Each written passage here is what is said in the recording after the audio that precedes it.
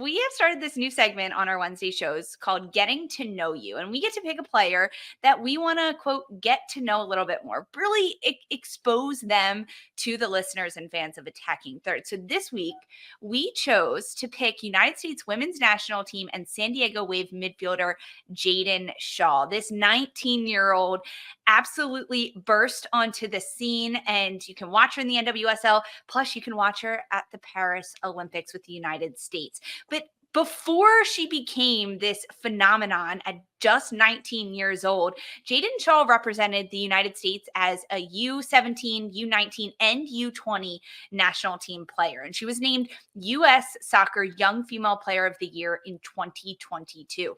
But Shaw's path to professional soccer is super interesting. So at the age of 14, Jaedyn Shaw verbally committed to joining University of North Carolina at Chapel Hill to become a Tar Heel starting in the 2024 season. That hasn't even happened yet that season, but obviously that did not come to fruition because you cannot play professionally and still play in college after that. So she decided in the spring of 2022 that at 17 years old, Jaedyn Shaw was going to join Washington Spirit for preseason and was named to the club's initial preseason roster almost as a practice player. And at this time in the NWSL, there was no mechanism in place to allow teenagers to play professionally or to enter the draft.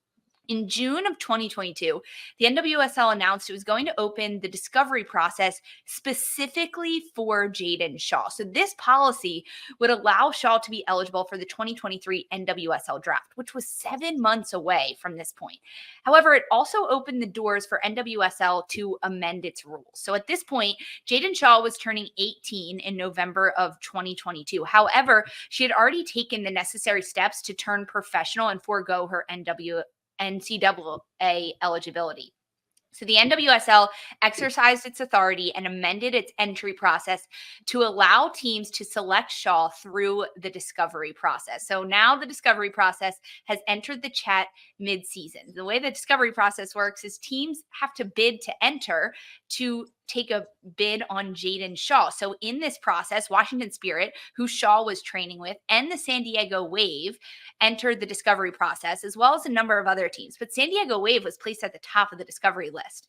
And in July of 2022, Jaedyn Shaw signed for NWSL club San Diego. And before long, Sandra, we covered it here on Attacking Third.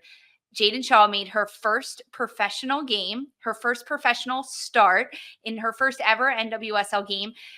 She got her first NWSL goal. Jaedyn Shaw scored the game winner in the 27th minute against the Chicago Red Stars to give San Diego the 1-0 win. And that also bumped San Diego back to the number 1 spot in the standings ahead of Portland in 2022. At this point, Jaedyn Shaw became the second youngest player to compete in NWSL at the age of 17 years and 8 months. And after scoring the game winner for her team in that 27th minute against the Red Stars, she became the youngest NWSL player to score in their debut. After this incredible performance with San Diego, Jaedyn Shaw received her first call-up to the senior national team in September of 2023, and she made her debut a month later on October 26th, 2023 versus Colombia. 3 days later, Shaw scored her first goal for the United States women's national team in San Diego, California, where she played club football in her second cap ever in October 29th, 2023. Fast forward a couple months, in April 2024, Jaedyn Shaw continued to make more history. She became the first player in national team history to score in each of her first 5 starts. She also did it at 4 starts and 4 goals, but she broke her own record at 5 starts and 5 goals. Currently in the NWSL, Jaedyn Shaw plays for San Diego Wave in her 3rd season with the club. So far, she has 13 goals, 5 assists through 48 competitions, starting all of those competitions, but 10 of them. And for the United States women's national team, Jaedyn Shaw has 14 appearances, 7 goals, and 1 assist. You can watch Jaedyn Shaw in the NWSL with San Diego Wave and at the Paris Olympics this summer with the United States women's national team. Sandra, it's so fun to talk about a player like Jaedyn Shaw, but what impresses you the most about her as a player? I love our deep dives. It gives me a moment for like story time with you, and I'm just here like, yes, nodding my head anytime I hear you talk about a player. I'm just like, yes, incredible vibes. And that's what I get with Jaedyn Shaw. It's so it's so thrilling to watch a player, not just at her age. A lot we've been talking about this player as a teenage phenom for years now at this point. But it's her ability to be so patient and in possession at times, which impresses me during stretches of games where we've seen her just kind of take over a little bit. Like she can turn it on from like 0 to 100 like so quick. And it's like for moments where it's like, okay, we're trying some things out here. We're penetrating, we're possessing. Why don't we just get the ball in the back of the net? And then she decides to just like throw her boot through it, and all of a sudden we get to witness these Jaedyn Shaw type of goals. So that's what I appreciate, I think, from her so much. I loved hearing you run down everything right now. I feel so like honored that I was even at that game where she scored her first NWSL goal. It was at Soldier Field against San Diego, and that's what I mean when I'm talking about like a player that could just get it done. Like you're That's talking cool with about that Soldier Field too. That's awesome. it is cool. It was like a part of a double header, and there was a certain tempo in that game where Chicago kind of had control of it. So you kind of see this first half hour of the game going.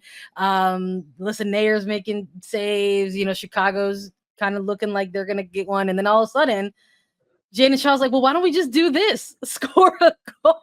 And it happens, and gets one past Alyssa Nayer. Just good stuff. Good stuff. So good. And we've been able to. I mean, and that's year one of her being in NWSL. I just feel like, in terms of young players that we're seeing out there, I think maybe if we remove Cory Bethune out of that equation, as this is just her first season as well, for young players starting off in their pro careers, I think year to year you look at Jaedyn Shaw and you could see that very noticeable, tangible development and growth.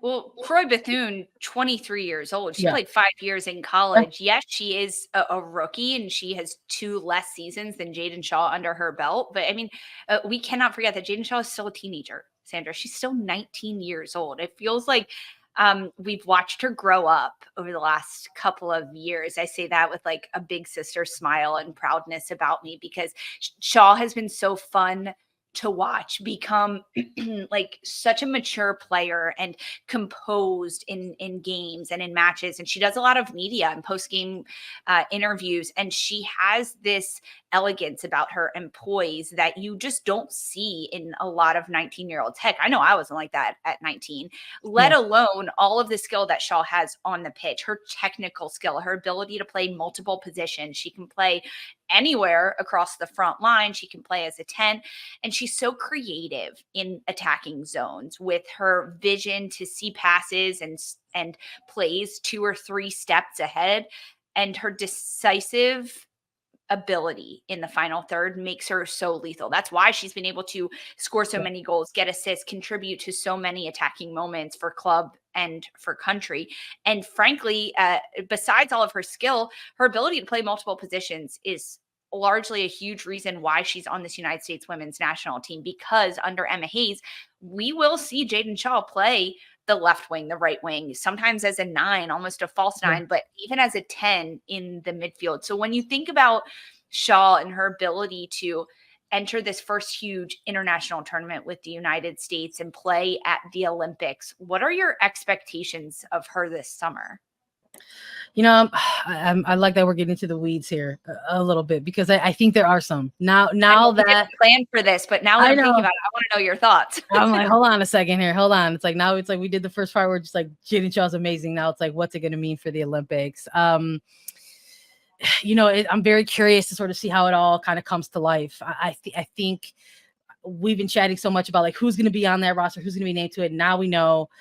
But not only that, we've seen some differences here. Maybe where we thought our projected 18-player roster was going to look maybe after that Gold Cup, looks a little different going to the Olympics. We've got Emily Sonnet listed as a defender. We see Crystal Dunn as a forward. Shaw is part of that forward line as well. But it was some of this shift and change and the preaching of getting younger and preaching of versatility that made me kind of switch up my own mock rosters. I was like, yeah, I got Shaw going, but maybe she's not going as a forward. Maybe they're going to list her, as a midi here to kind of, have a little bit of depth across the lines.